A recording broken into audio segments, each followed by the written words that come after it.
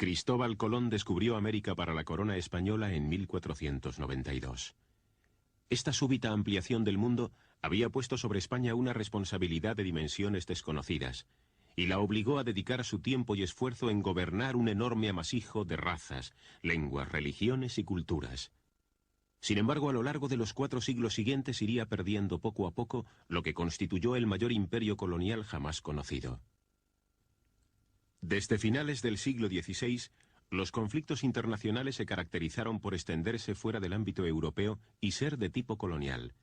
Y así como en siglos anteriores las contiendas dinásticas se habían ventilado fundamentalmente en escenarios europeos, será a partir del siglo XVIII cuando adquieran una importancia creciente los territorios americanos. Las luchas independentistas desarrolladas por Bolívar, San Martín y otros caudillos americanos fueron mermando la extensión del imperio español en América, quedando a mediados del siglo XIX únicamente Cuba y Puerto Rico.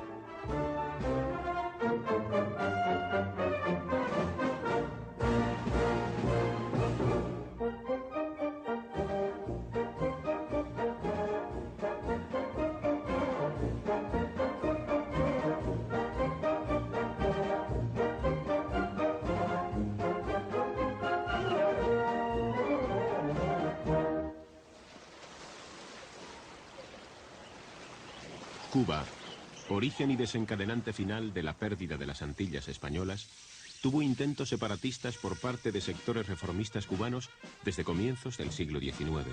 Pero España siempre los anuló, bien comprando su silencio en base a concesiones económicas y autorizaciones para la trata de esclavos, bien por la fuerza.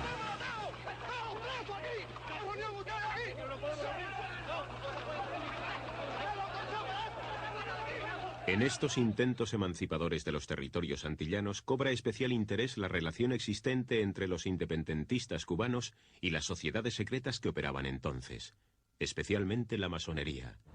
No creo que la masonería como institución haya influido en lo absoluto en la independencia de Cuba. Sin embargo, los hombres que militaban en ella sí participaron, intervinieron y dieron sus vidas, incluso en beneficio de la independencia.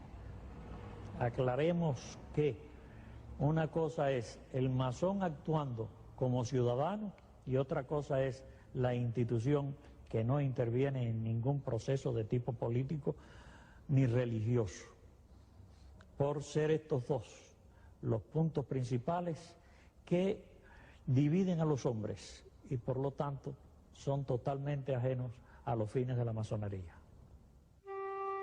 Sin embargo, muchas veces se confundirán los términos y provocará que la masonería se asocie a independentismo y sea prohibida o atacada por las autoridades oficiales. Y tampoco debe olvidarse el temor que la masonería despertó dentro de la propia Iglesia Católica, que veía en la sociedad fraternal un enorme y amenazante poder. En cualquier caso, la conciencia patriótica cubana se configura en medio de una fuerte influencia norteamericana, que en determinados momentos de su historia se identifica con unos claros objetivos anexionistas en el Caribe. Este interés norteamericano por el área del Caribe venía sin embargo de bastante tiempo atrás. En 1823, el presidente norteamericano Monroe proclama la doctrina América para los americanos, piedra angular de su política exterior respecto a Europa e Iberoamérica. Aquello constituía una clara advertencia a las potencias europeas, especialmente a Gran Bretaña y España. Tras la anexión de Texas y California, que formaban parte de México, en 1852 Estados Unidos manifiesta al gobierno español su deseo de comprarle la isla de Cuba por 100 millones de pesos. En 1868 se produce en la isla un levantamiento que proclama la independencia de Cuba y que cuenta con el apoyo de casi todos los llamados libertadores, Céspedes, Agramonte y tantos otros, iniciándose así las guerras coloniales contra España. El llamamiento del líder cubano Céspedes en 1869 para que el gobierno de los Estados Unidos reconociera a Cuba como Estado soberano resucita la antigua cuestión de la compraventa de la isla, y un año después el presidente norteamericano Grant vuelve a plantear de nuevo la compra de Cuba a España. Esta práctica de la compraventa era por aquel entonces algo relativamente habitual. Los Estados Unidos habían comprado a España la Florida, a Francia la Luisiana, y habían terminado recientemente una gran operación, la compra a Rusia de todo el territorio de Alaska. No acertaban a comprender por qué España se negaba a vender Cuba, un territorio que desde 1812 estaba en el pensamiento oficial norteamericano. A España, tras haber sofocado la sublevación en Cuba y sufrir durante 10 años un enorme desgaste en vidas humanas y en dinero, se le presenta en 1895 otro levantamiento preparado por José Martí, líder cubano indiscutible. Aunque con su muerte ese mismo año, la revolución perdería un bastión importante, Maceo y Gómez retomarán la lucha que se extiende de forma incontenible por el oriente de la isla. El interés que España tenía en Cuba era por partida doble. Por un lado, la colonia era el mayor mercado de exportación que tenía. Cuba era, además, uno de los territorios más ricos de España, y de su creciente progreso habla por sí solo poseer ferrocarril desde 1837, es decir, 13 años antes que en la metrópoli. Por otro lado, existía un evidente interés político. España no deseaba otorgar mayor libertad y autonomía a la isla. Salvo algunas voces surgidas del sexenio revolucionario y de los republicanos de Pi y Margall, el gobierno y los diversos partidos políticos españoles creían absolutamente necesaria la intensificación de las operaciones militares para terminar con la molesta insurrección.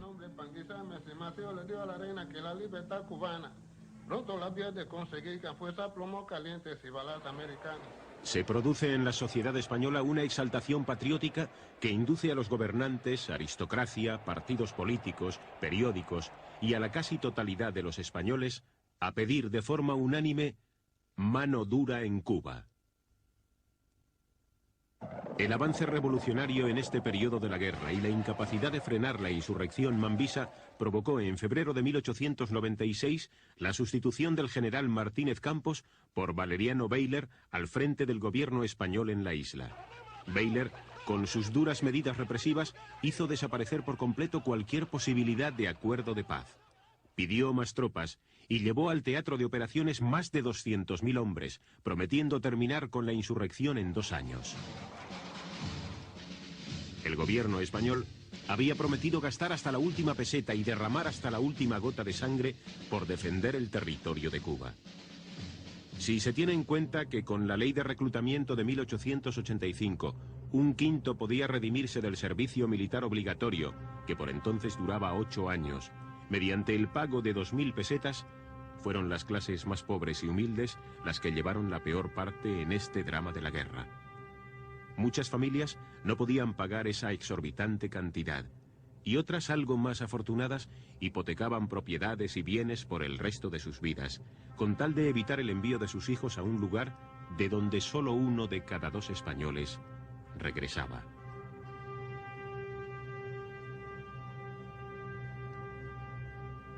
Mientras tanto, en Cuba, el general Bayler ordenó la concentración de campesinos en lugares donde hubiera guarniciones españolas, quedándose la agricultura de la isla desatendida y agudizándose el malestar y el hambre entre la población. Los cubanos, por su parte, estaban practicando la guerra económica a través de la llamada campaña de la tea, es decir, la medio del fuego de todos los ingenios azucareros y cañaverales, que privaba de recursos económicos a la ya de por sí exhausta economía española. La prensa de los Estados Unidos, alimentada por la labor de refugiados y clubs políticos, comenzó a desatar una campaña denunciando crueldades y atropellos que los españoles cometían en Cuba, preparando a la opinión pública norteamericana para una posible intervención militar. Durante 1896 y 1897, los cubanos mantuvieron desde el punto de vista militar la iniciativa por medio de ataques por sorpresa y organizados en guerrillas, con escaso número de bajas y casi nunca atacando con el propósito de tomar un punto y permanecer en él. Por su parte, el ejército español se vertebraba en torno a un sistema de trochas y líneas militares, consistentes en vías de comunicación formadas por numerosos fortines, cuarteles y alambradas, que respondían a la concepción estratégica del mando, basada en permanecer a la defensiva con limitadas acciones de castigo. pero no demostrarían tener una eficacia real contra el enemigo que, refugiado y al acecho desde la manigua, luchaba con ventaja. Baylor creyó que la muerte del líder cubano Antonio Maceo, en diciembre de 1896, significaría el final de la revolución. Y Cánovas del Castillo, jefe del gobierno español, había comentado en alguna ocasión que el problema de Cuba podía resolverse con 2 balas afortunadas, en alusión a la posibilidad de que Máximo Gómez y Maceo murieran en la lucha. El destino hizo que Cánovas, que no podía sospechar de una muerte por bala, muriera de un disparo el 8 de agosto de 1897. La situación militar en Cuba se fue agravando, ya que el ejército español había quedado reducido a la defensa de ciudades, pueblos, trochas y líneas militares. En el campo, el dueño indiscutible era el ejército cubano. Por su parte, el gobierno español relevó a Baylor como capitán general de la isla por el general Ramón Blanco. Pero Blanco era masón, y la masonería en la independencia de Cuba, Filipinas y Puerto Rico tuvo una gran influencia. Quizás se le mandó porque se suponía que a través de esa secta podía entablar unas negociaciones con los insurgentes. 1898 comenzaba para el gabinete español de Sagasta con unas perspectivas aparentemente favorables. En Cuba y Puerto Rico se implantaba la autonomía. Y en Filipinas reinaba la paz tras el pacto de Biagnabatoc entre el general Primo de Rivera y el líder tagalo Emilio Aguinaldo, sucesor del cabecilla Rizal. El pueblo español, si bien vivía confiado en la victoria ante un posible conflicto, tenía también otras preocupaciones: la temporada taurina, la celebración de carnavales y los estrenos teatrales.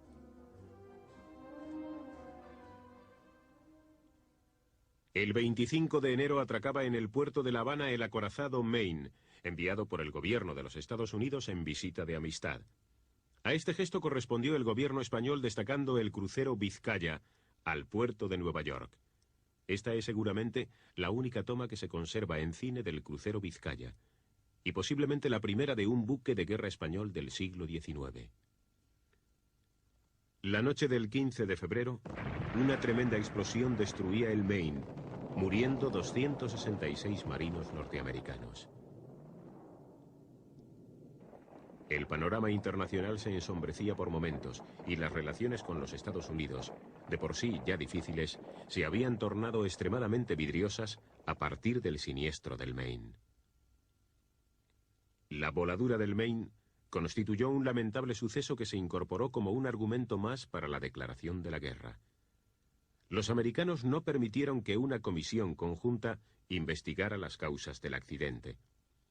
Sin embargo, a pesar de que el bando estadounidense dictaminara que la explosión se produjo desde fuera del casco del barco, posiblemente por una mina submarina, los españoles declararon no ver peces muertos en la bahía y sostenían que la explosión pudo producirse en el interior de la nave por la combustión espontánea de algodón pólvora con que se cargaban los torpedos. Lo cierto es que 17 años después, en 1911, se volvió a examinar en seco los restos del casco, y la Comisión Americana se ratificó en sus conclusiones, aunque con variaciones. Inmediatamente después, se decidió hundir los restos del barco en alta mar y dar por concluida la investigación. Tendría que ser muchos años después, el propio padre de los submarinos atómicos americanos, el almirante Rickover, quien declarara que lo del Maine pudo deberse a una combustión interna y espontánea de las carboneras, descartando la idea del sabotaje y censurando la ligereza de la comisión investigadora.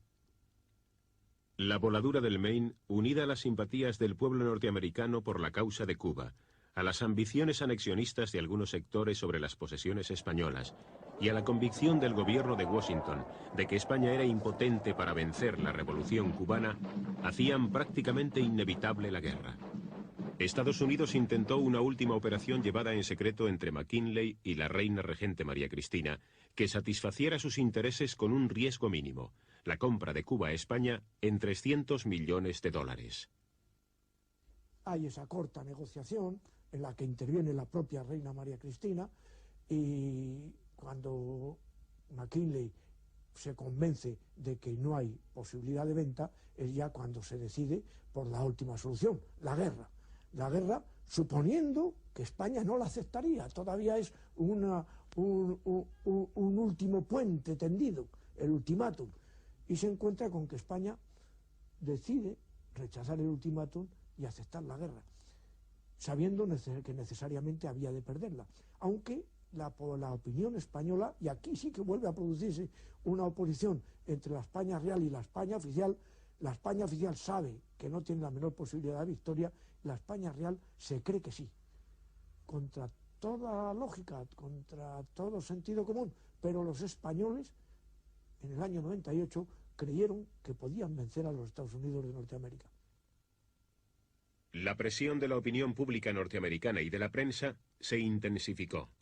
Pulitzer y Hearst representaban las cabezas de los dos imperios periodísticos del periodismo sensacionalista norteamericano y utilizaron todo lo relacionado con la guerra de Cuba para aumentar el número de lectores. Hearst llegaba a conseguir 1,5 millones por el procedimiento no siempre de seguir la noticia, sino de respetar su propia filosofía de provocar noticias mediante agentes que incluso dentro de Cuba creaban situaciones embarazosas que luego eran reflejadas por la prensa norteamericana. Mientras la prensa sensacionalista norteamericana iba por este camino, la española iba por el contrario, en el sentido de menospreciar al antagonista, de exagerar las propias glorias militares, la propia envergadura de la maquinaria de guerra, cuando en aquel momento se estaba enviando a Cuba material deficiente, incluso barcos casi sin acabar. Es decir, se podría llegar a la conclusión de que mientras la prensa norteamericana falsificaba la guerra, las noticias de la guerra para ganarla, la prensa española las falsificaba igualmente, pero para perderla. Pablo Iglesias, fundador del Partido Socialista Obrero Español, escribe en esos días: No es fundamento bastante para culpar a los yanquis de la situación gravísima en que nos encontramos. Los verdaderos culpables de cuanto hoy nos ocurre están en casa, son de nuestro propio país. No hay duda de que los causantes de la guerra a que estamos abocados son casi todos nuestros políticos, sin distinción de ideas. Ante la eventualidad de la guerra con los Estados Unidos, el gobierno español ordena zarpar el 8 de abril al almirante Cervera al mando de la escuadra de instrucción rumbo a América, sin órdenes claras y en condiciones muy precarias. Desde el gobierno, solo se confiaba que la mediación del Papa León XIII y las grandes potencias europeas evitaran lo peor. El 11 de abril, el Senado y la Cámara de Representantes de los Estados Unidos en sesión conjunta acuerdan exigir la renuncia de España a su actividad en Cuba y a que retire sus fuerzas terrestres y navales de la isla, declarando además que los Estados Unidos no tienen ningún deseo ni intención de intervenir en el gobierno cubano si no es para su pacificación. En el gobierno cubano si no es para su pacificación.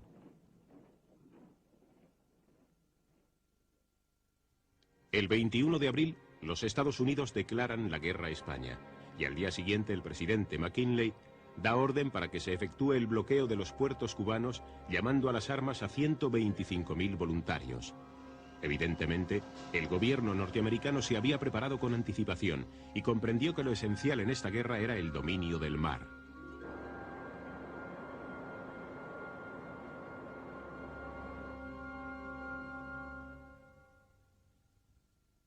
Para ello destacó sobre las posesiones insulares españolas 3 escuadras: las del almirante Sampson y del comodoro Schley, que deberían dirigirse a Cuba y practicar el bloqueo de los principales puertos cubanos, y la del comodoro Dewey, que anclada en Hong Kong partiría hacia Filipinas.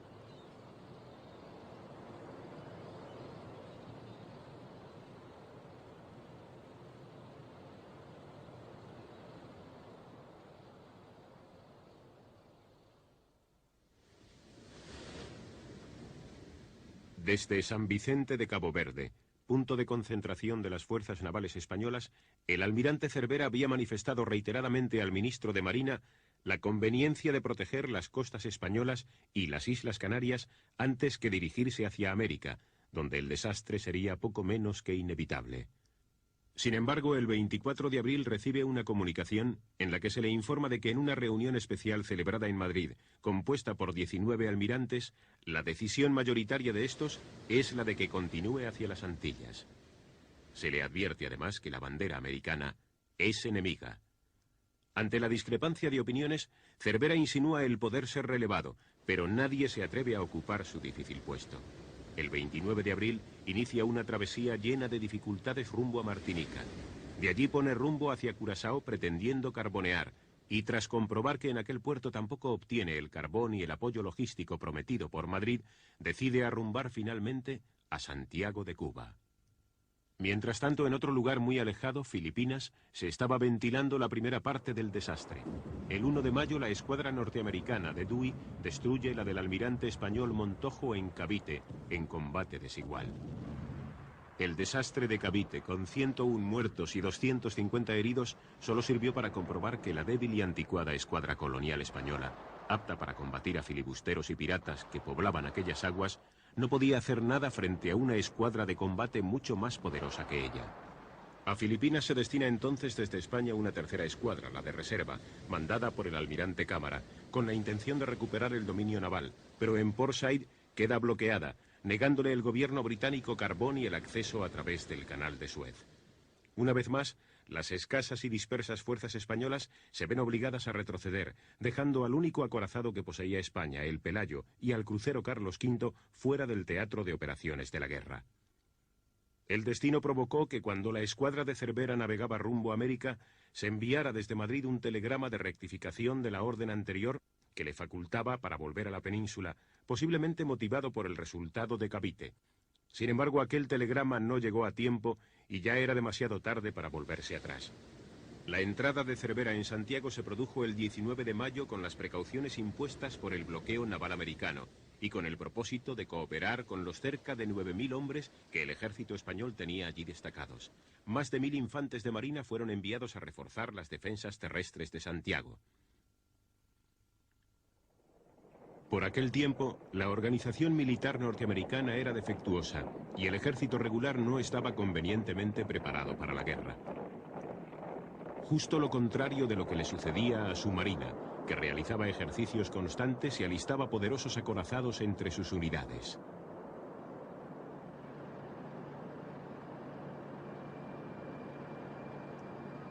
El 22 de junio comienza el desembarco norteamericano entre Daiquiri y Siboney, a unos 25 kilómetros de Santiago de Cuba. La operación se completaría en los días siguientes con un total de 17.000 soldados.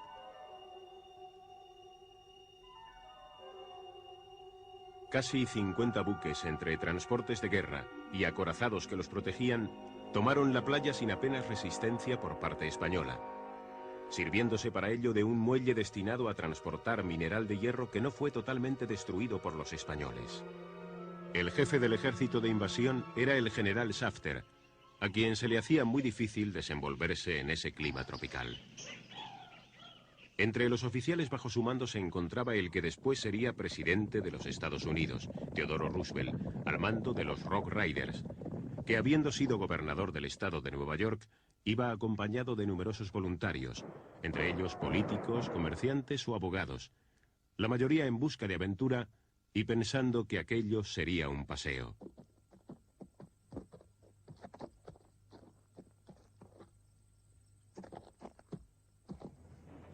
Solo una pequeña parte de aquel contingente había sostenido guerras contra las tribus indias, y ahora se enfrentaría al ejército español, que si bien maltrecho y depauperado por las enfermedades, era aguerrido y con una experiencia en combate de varios años. El bloqueo naval de las costas cubanas, iniciado en abril, se hizo efectivo desde el 27 de mayo, comenzando con 26 buques y llegando hasta 124, incluidos transportes de tropas y auxiliares. Desde el momento en que Washington tiene conocimiento de que la escuadra de Cervera se halla en Santiago, cambia por completo su estrategia militar y centra su atención en el flanco oriental, justo por donde un siglo y medio antes el británico Vernon había pretendido invadir la isla. Sin embargo, una diferencia había entre las dos situaciones. Los ingleses no tuvieron nunca cooperación alguna desde dentro de la isla, y ahora los norteamericanos contarían con el apoyo de varios miles de cubanos que les prestarían protección para llevar a cabo la invasión. El almirante Sampson preparó un plan para embotellar la escuadra española en Santiago de Cuba. Contaba con el teniente ingeniero Hobson, que se brindó voluntariamente con 6 hombres para hundir el vapor Merrimack, en la entrada y dejar así taponado el puerto. Sin embargo, su valiente acción no tuvo las consecuencias previstas debido a las defensas artilleras y a las minas submarinas, que lo pusieron fuera de combate en un lugar que no impedía el tráfico de buques, siendo hechos prisioneros todos sus miembros por los españoles.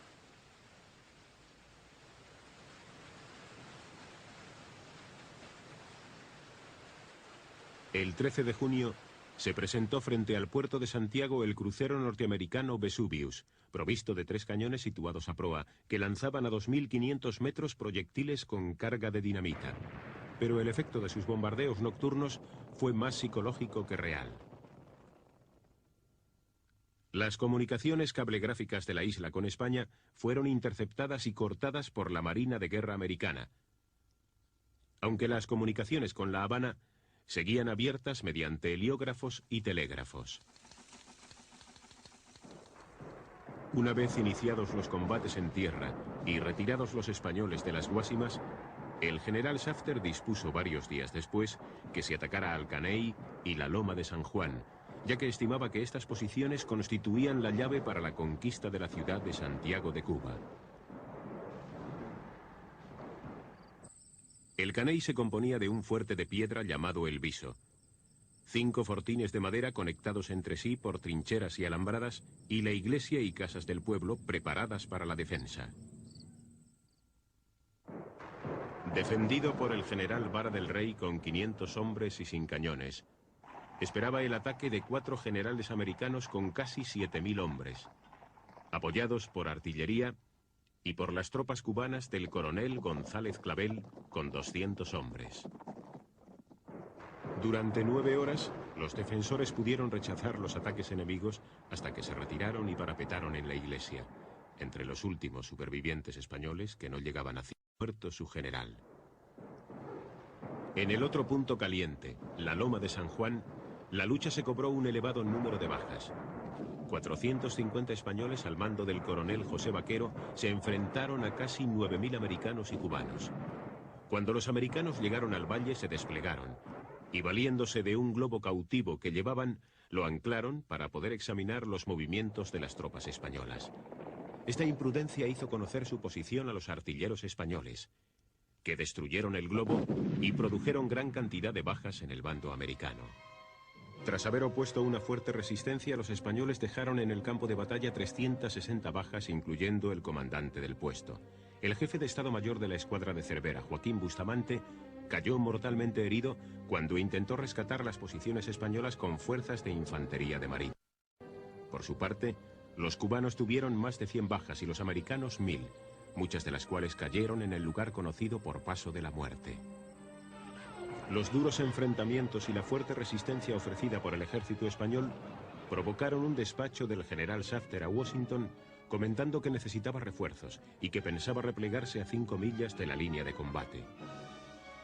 Mientras, el capitán general Blanco, que logró de Madrid el mando único conjunto de las fuerzas terrestres y navales españolas, pensaba que ante la pérdida del Caney y San Juan, la escuadra de Cervera debía abandonar la plaza, intentando forzar el bloqueo naval. Cervera sabía que sus buques no podrían hacer frente a los americanos, no solo porque eran inferiores en poder ofensivo, sino porque habían salido de Cabo Verde en pésimas condiciones, con calderas inservibles, mal alimentados de carbón y con múltiples defectos en la munición. El almirante prefería destinar sus hombres a la defensa de la plaza, desmontar los cañones de los barcos y hundir la flota antes que exponerse a una acción tan absurda como inútil, pero la obstinación y la autoridad de Blanco se impusieron. La Armada es Cervera, y la voluntad de Cervera es la voluntad lógica del hombre que no busca gloria, sino triunfo, del hombre que busca ciertamente honor ante el compromiso. Y el honor no estaba entonces en las aguas tenebrosas del mar de las Antillas, infestadas ya de naves norteamericanas. El honor estaba en Santiago, a donde llegaban de las guarniciones intramontanas y fronterizas las tropas que con orden terminante acudían para la defensa del reducto, que en otra cosa era Santiago. El curso de los acontecimientos y con ellos la guerra cambian radicalmente con la orden enviada al almirante Cervera de que su salida de Santiago con toda la escuadra debe ser inmediata. Durante el día 2 de julio reembarcaron las cansadas dotaciones que habían estado combatiendo en tierra para partir hacia el inevitable combate naval. Comenzaba el principio del fin.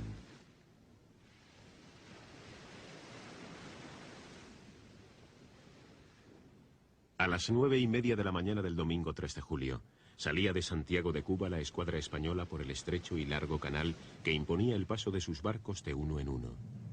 Pasó en primer lugar el buque insignia Infanta María Teresa. Seguían en aquel trágico desfile y por este orden el Vizcaya, el Cristóbal Colón, el almirante Oquendo,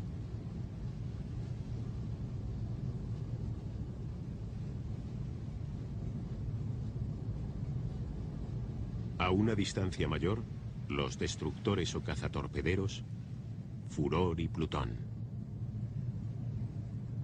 En el momento de la salida de la escuadra española se encontraban frente a ella los acorazados y cruceros americanos Brooklyn, Texas, Iowa, Oregón, Indiana y los buques auxiliares Gloucester y Vixen que cerraban el semicírculo. El New York, donde se encontraba el almirante Sampson, estaba algo más alejado debido a que iba a celebrar una reunión con Shafter en Siboney. A las 9:35 asomaba por la boca del puerto de Santiago el Teresa. Justo en ese momento acababa de dar vuelta al Bajo del Diamante entre el Morro y la Socapa, en medio de un silencio sepulcral por parte de las dotaciones. El comandante del Teresa, Víctor Concas, relata así esos instantes. Momento solemne, capaz de hacer latir al corazón más templado. Desde fuera de la torre de combate, en la que no quise entrar nunca, para dar ejemplo a mi indefensa dotación, pues si yo caía quedaba aún el almirante para mandarla, pedí su venia, y con ella di orden de romper el fuego. Sonó la corneta de órdenes, dando la señal de comenzar el combate. El último eco de aquellos que la historia cuenta que sonaron en la toma de Granada. Era la señal de que terminaba la historia de 4 siglos de grandeza y que España pasaba a ser nación de cuarto orden. «Pobre España», le dije entonces al almirante, y éste me contestó significativamente con la cabeza, como diciendo que había hecho cuanto era posible para evitarlo, y que estaba tranquila su conciencia.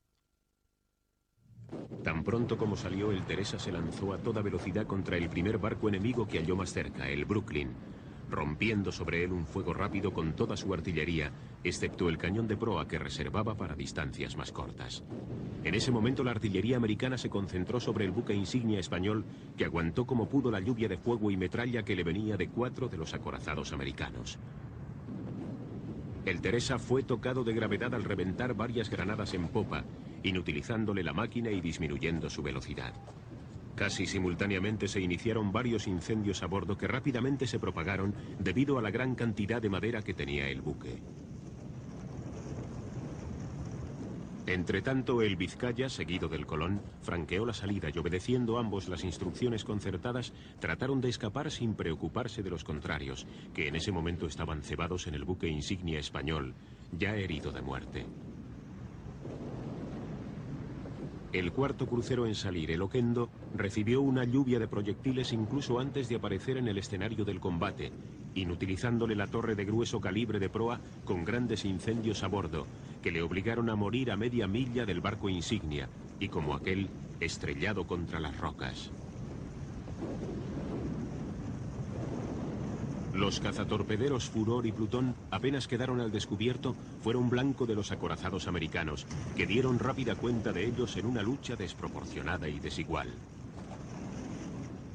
El Plutón quedó prácticamente partido en dos al recibir un proyectil de grueso calibre del Indiana, pudiendo embarrancar en la costa y salvándose la escasa tripulación superviviente.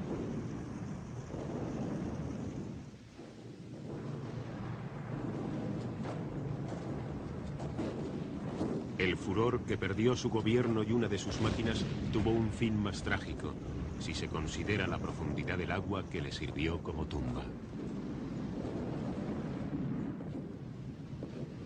Quedaban solos el Colón y el Vizcaya, en huida ante el núcleo de la escuadra americana.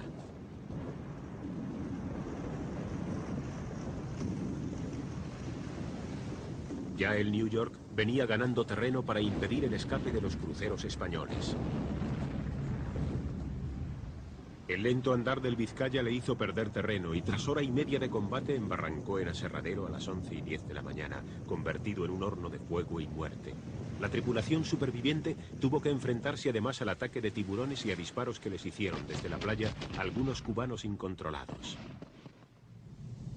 En medio de la persecución, el comandante del Colón recibió un aviso de la sala de máquinas de que el carbón de buena calidad que tenían se les estaba terminando. La situación era cada vez más comprometida, porque el Oregón le estaba recuperando el terreno perdido, y tras él acudían el Brooklyn, el Texas y a mayor distancia el New York. La velocidad del Colón disminuía por momentos. La escasez de carbón, por ejemplo, resuelta dramáticamente en la última escala, determina, por así decirlo, la suerte de la nave principal, el Cristóbal Colón. Para mí es un símbolo importantísimo que el último buque que llevó la enseña española en aguas americanas se llamase precisamente Cristóbal Colón y que procediese de Génova, de los astilleros genoveses, donde Ansaldo había realizado las últimas pruebas de sus reforzamientos, aunque de Génova, de los astilleros genoveses, donde Ansaldo había realizado las últimas pruebas de sus reforzamientos, aunque la nave carecía de los pesados cañones que hubiesen sido indispensables para mantener a raya a sus perseguidores.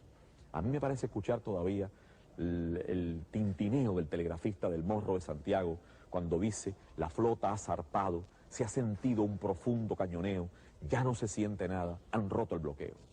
Pero la realidad era otra muy diferente. El comandante Díaz Moreu, alcanzado por los buques norteamericanos e impotente para seguir combatiendo contra ellos, dio orden de virar hacia la playa, junto a la desembocadura del río Turquino, abriendo las válvulas de fondo, con objeto de asegurar la pérdida completa del crucero y evitar la entrega del último buque de la escuadra española al enemigo. Todo esto ocurría a la 1:15 de la tarde. En 4 horas se perdieron 29.000 toneladas en buques y más de 112 cañones, produciéndose 323 muertos y 151 heridos.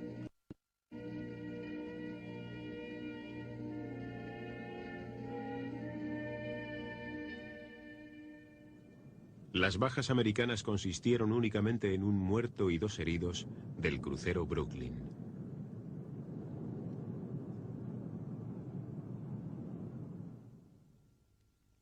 De los datos obtenidos con posterioridad al combate se supo que el número de impactos registrados fue de 123 en los buques españoles, frente a 64 en los americanos. Si todo ello se compara en relación al número total de disparos efectuados por ambos bandos, así como a la orientación del sol y a la posición favorable de la escuadra americana, se deduce que la puntería de la artillería española fue sensiblemente superior, aunque de nada le valió.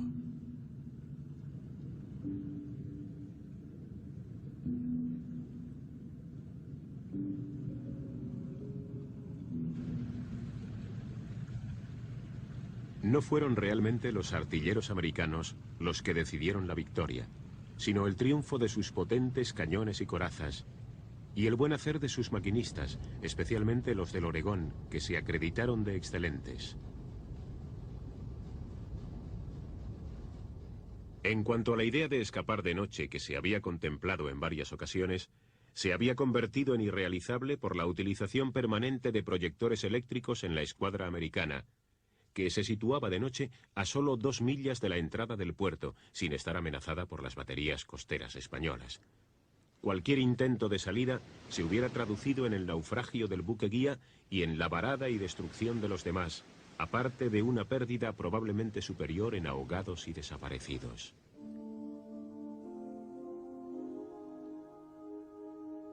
Tras el combate naval, los náufragos alcanzaban los arrecifes en una situación lamentable.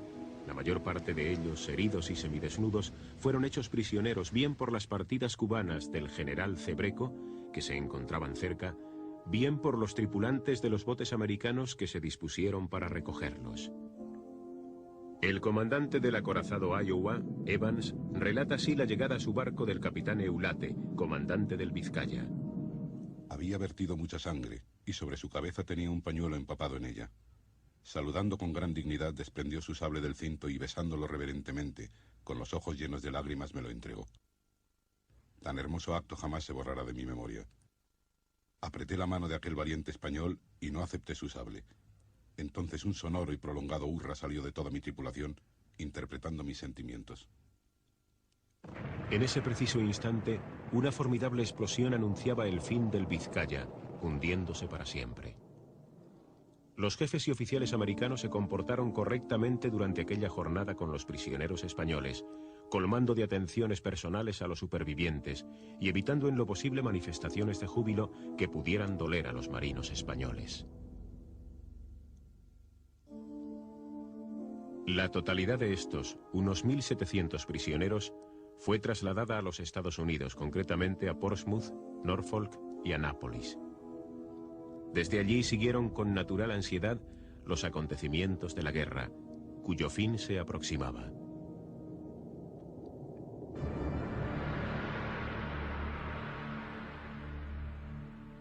Supieron que en la tarde del 3 de julio entró en Santiago la columna de 3.500 hombres que mandaba el coronel Escario, y que había sorteado todo tipo de dificultades que a lo largo de 180 kilómetros le habían presentado las partidas cubanas de Hernández Ríos y Estrada, compuestas por 800 hombres. Herido el comandante en jefe del ejército español en Santiago, general Linares, asumió el general Toral el mando accidental en la defensa de la plaza, pero la salida y posterior destrucción de la escuadra eliminaron toda esperanza a los soldados españoles.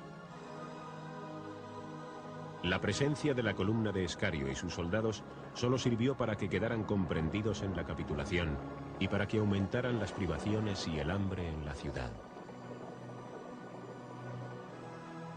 El 16 de julio, el cuarto cuerpo de ejército español se rendía en Santiago a los norteamericanos junto al Árbol de la Paz. El general Shafter ignoró la colaboración cubana en todos los combates terrestres.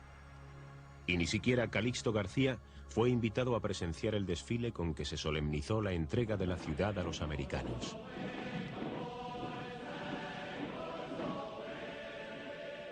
Posteriormente se perdieron algunos días en comunicaciones diplomáticas entre Madrid y Washington encaminadas a aclarar algunas de las condiciones impuestas por los vencedores. Se forzó la capitulación de Manila y la ocupación de Puerto Rico por el general norteamericano Nelson Miles. Puerto Rico nunca se había rebelado contra España. Pasó a poder de los Estados Unidos sin que su pueblo apenas hiciera ningún esfuerzo, ni por seguir siendo español, ni por ayudar a la derrota de los españoles. El 12 de agosto quedaba establecido el armisticio que suponía el final de la guerra. Y a finales de ese mismo mes cesaban totalmente las hostilidades, comenzándose la evacuación del ejército español de las poblaciones importantes de Cuba, que eran ocupadas por tropas cubanas o norteamericanas. Coincidiendo con esas fechas se produce la anexión de Hawái a los Estados Unidos.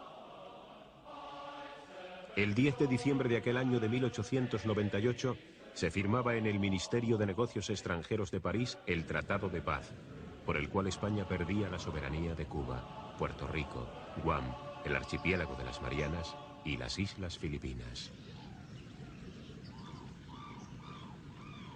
A los cubanos no se les invitó a enviar representantes a la conferencia, y España, con Montero Ríos a la cabeza de su delegación, pudo así vengarse de sus antiguos súbditos, manifestándose de acuerdo en que se les excluyera.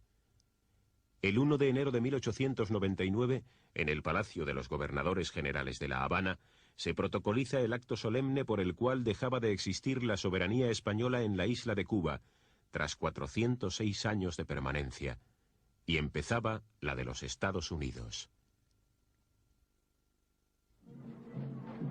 La guerra había durado 113 días, y la acción militar de los Estados Unidos provocó en Norteamérica un estado de exaltación imperialista y anexionista.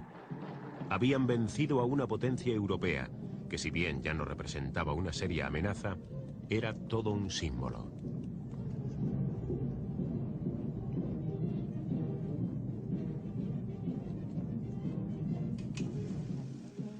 Los Estados Unidos emplearon por primera vez en la historia medios de comunicación visual como el cinematógrafo, relatando con las victorias militares los aconteceres de la guerra, que bautizaron con el nombre de la espléndida Guerra Chica.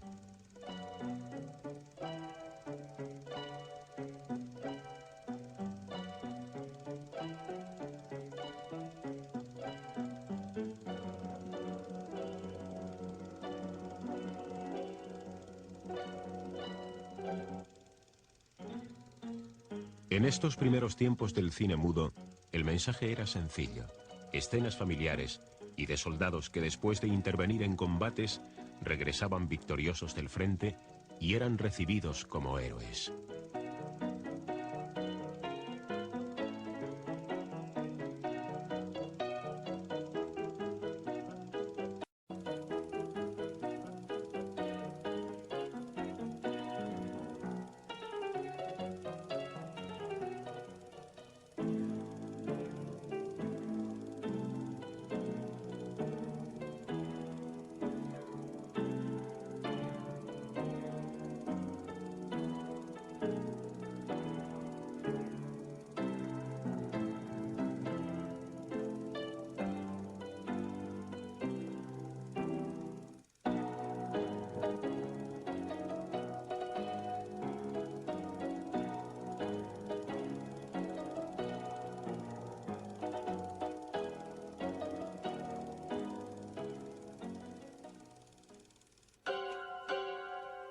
En otras ocasiones se trataba de dar imágenes de lo que habían representado los enfrentamientos, como este simulacro del combate naval de Santiago de Cuba, con efectos especiales del siglo XIX.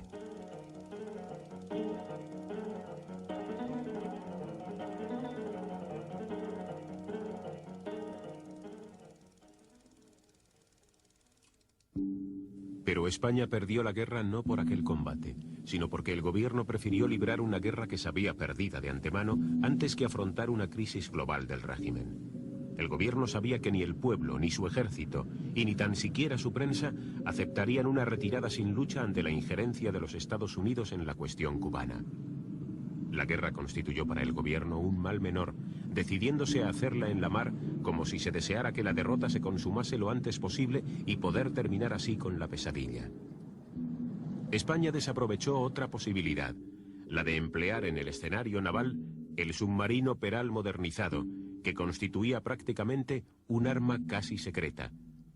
Si bien la Marina Americana, que también disponía de otro modelo, el Holland, no lo consideró necesario y tampoco lo utilizó en el conflicto. España pagó un alto precio.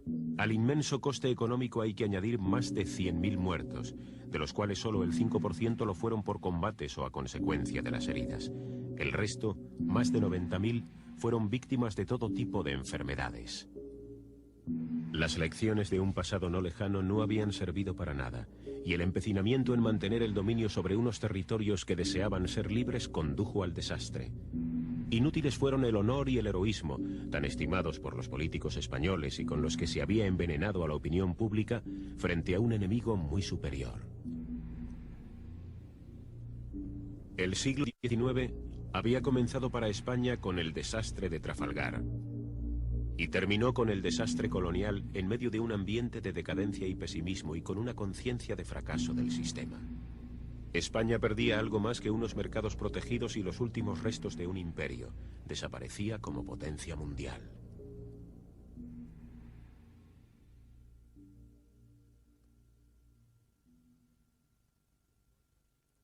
Baylor intentó en más de una ocasión que las responsabilidades fueran compartidas por políticos y militares. Si bien el diputado y conde de las Almenas centró aquellas en los militares Primo de Rivera, Baylor, Blanco, Linares y en el almirante Cervera. En esta política desatinada las culpas se equilibran.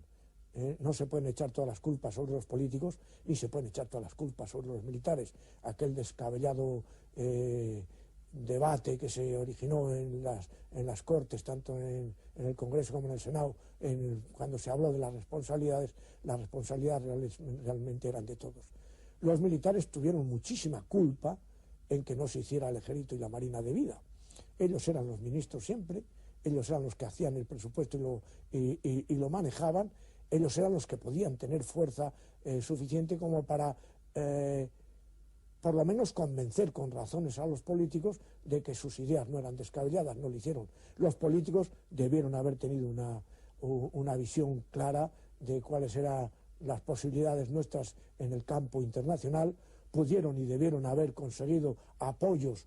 Hay que tener en cuenta que la pérdida por España de Cuba entrañaba, o por lo menos podía entrañar, no la entrañó, pero en fin, ponía en peligro las posesiones europeas en las Antillas. Inglaterra, Holanda, Francia aparecían como aliados naturales de España frente a una intromisión en fuerza de los norteamericanos. En ese momento, el joven don Alfonso cumplía 13 años de edad, y la institución monárquica española había podido resistir el tremendo golpe después de un siglo que había pasado sin pena ni gloria con 4 reyes, 3 regencias, una reina, una república y con más de 90 gobiernos. España entraría en el siglo XX intentando sustituir el americanismo por una política africanista con la cual tampoco acertó. Continuaría ascendiendo por los peldaños del deterioro social hasta desembocar en una guerra civil, y no se encontraría a sí misma ni restañaría sus heridas hasta muchos años después de iniciado el nuevo siglo.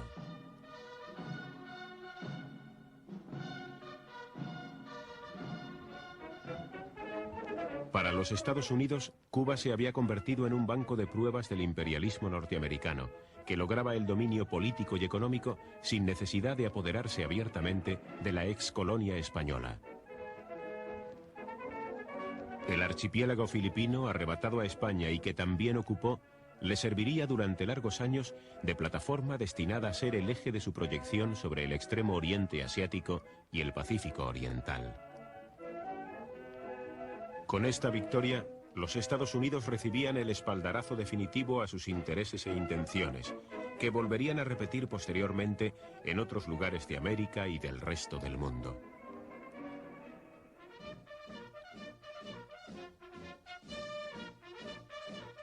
Cuba estrenó su independencia en teoría en 1902, al ser elegido presidente Estrada Palma. Pero de hecho estuvo subyugada por Estados Unidos como antes lo había estado por España. La República Cubana es un hecho debido en gran parte a que España siempre se negó a vender y forzó una situación en la que los Estados Unidos tuvieron que renunciar a comprar y por lo tanto inclinarse a una solución que pasaba por la independencia de la isla. No obstante, la vinculación económica y la dependencia política de Cuba a los Estados Unidos se iría acentuando en las primeras décadas del siglo XX.